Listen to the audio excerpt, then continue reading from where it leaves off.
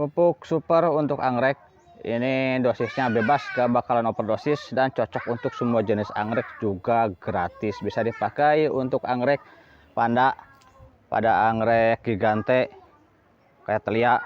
Ini tuh telia juga udah mulai spike tunasnya, mantap lur, banyak tunasnya. Ini Grammatophyllum scriptum, tunas barunya mantap, 3 tunas berbarengan. Satu lagi di sini, jadi total 4 tunas dalam sekali keluar tunas. Pada dendrobium juga bagus, bisa diaplikasikan. Ini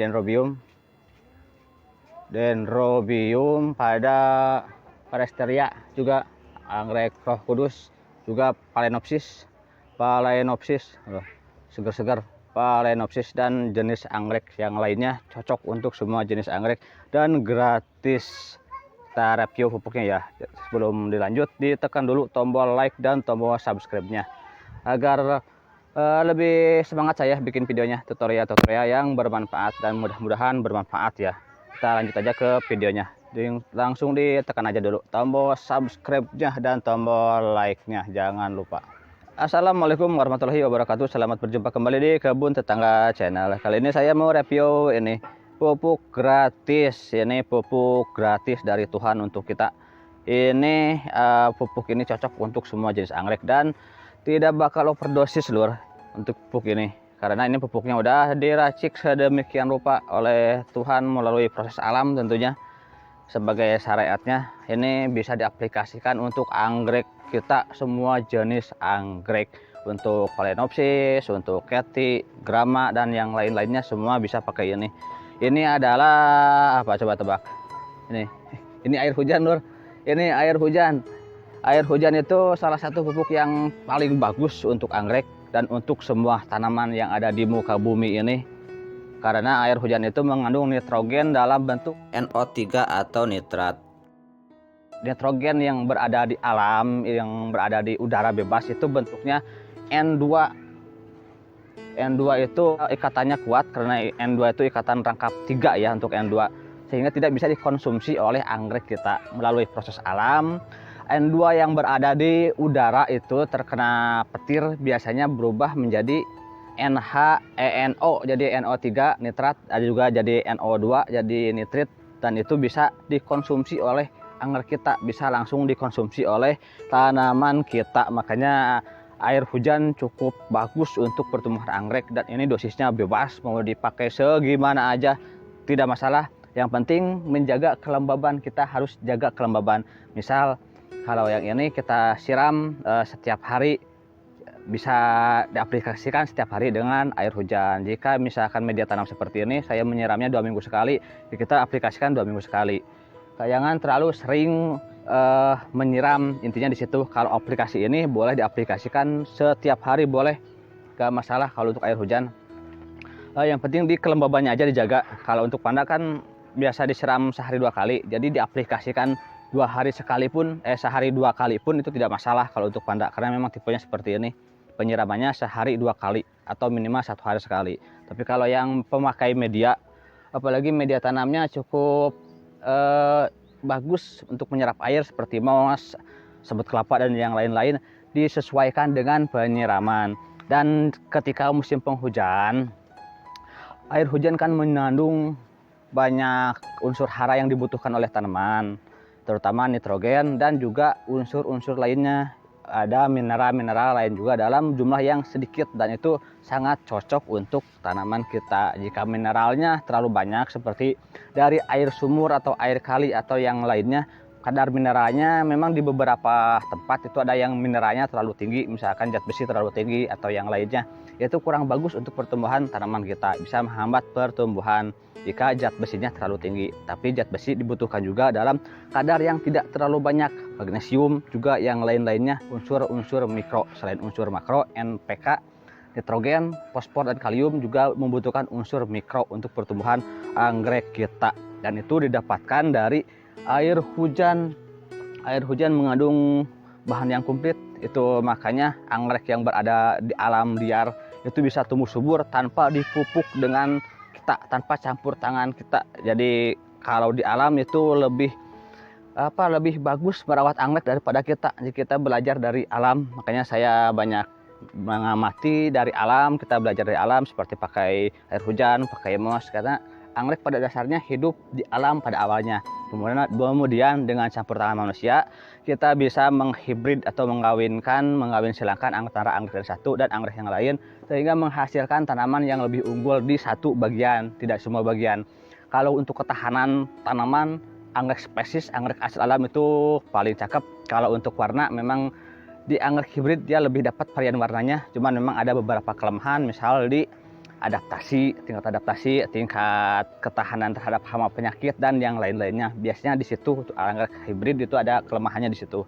Kalau untuk ketahanan bunga dan kemampuan dia berkembang biak melalui biji ataupun dari anakan, itu anggrek spesies, anggrek yang belum dihibrid, anggrek yang masih asli alamnya itu lebih cakep, lebih bagus dan lebih bisa bertahan di alam daripada anggrek hybrid. Kita lanjutkan reviewnya ke anggrek yang ini ya, yang sudah saya pakai air hujan. Kita deketin dulu kameranya. Untuk panda kan tipenya seperti ini. Saya memakai tambahan tiransia agar meminimalisir penyiraman, intinya itu karena saya malas nyiram, asli udah malas nyiram, biar menjaga kelembaban ya.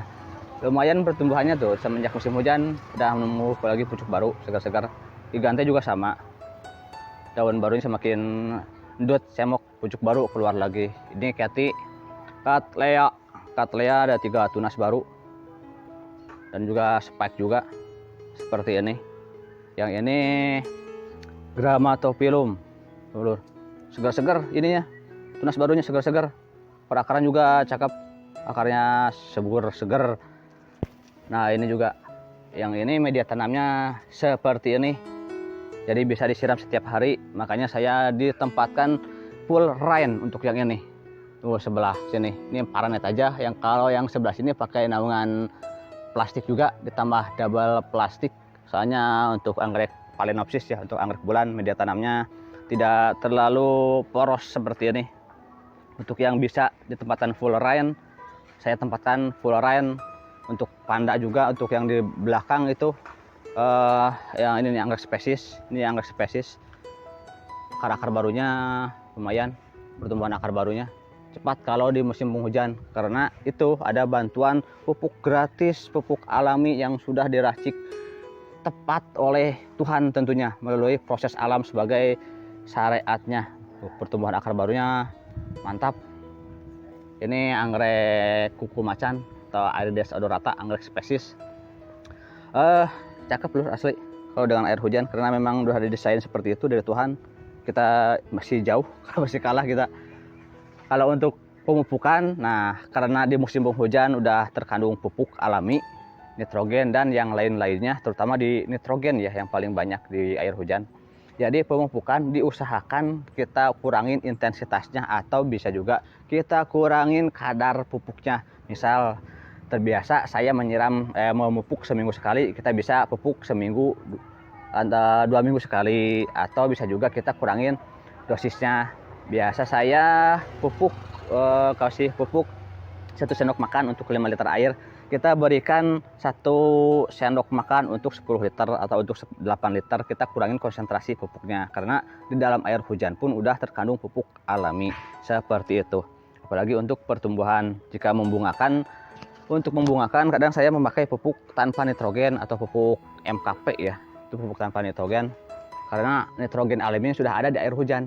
Seperti itu juga mineral alaminya yang membantu membuat anggrek kita lebih subur di bunganya. Itu 2, 3, 4.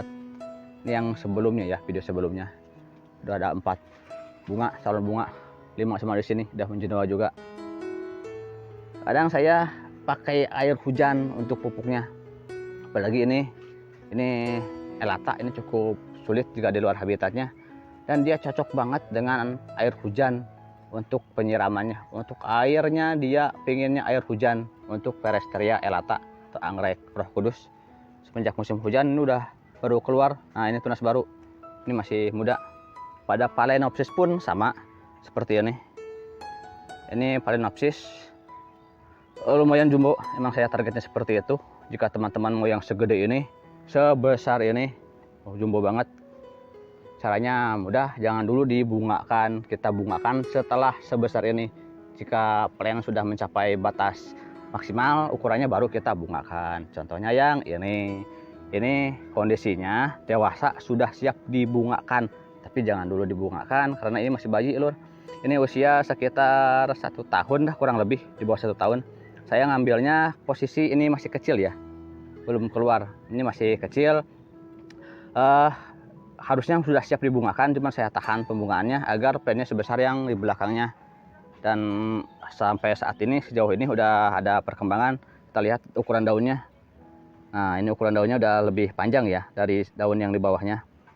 Daunnya lebih besar dari daun sebelumnya. Nanti diberi pupuk aja terus, pupuk pertumbuhan dan juga air hujan untuk air pupuknya dicampur. Pupuk pertumbuhan campur dengan air hujan agar mempercepat pertumbuhan dan membuat dia subur banget, membuat dia bisa jumbo sebesar di belakangnya. Sebesar ini juga asli besar segede gini, mantap nih, gede banget. Biar bisa seperti itu caranya ya begitu, ditahan dulu pembungaannya. Untuk yang ini juga sama, ini kan lumayan banyak spike-nya dan ini tidak secepat yang diperkirakan ya.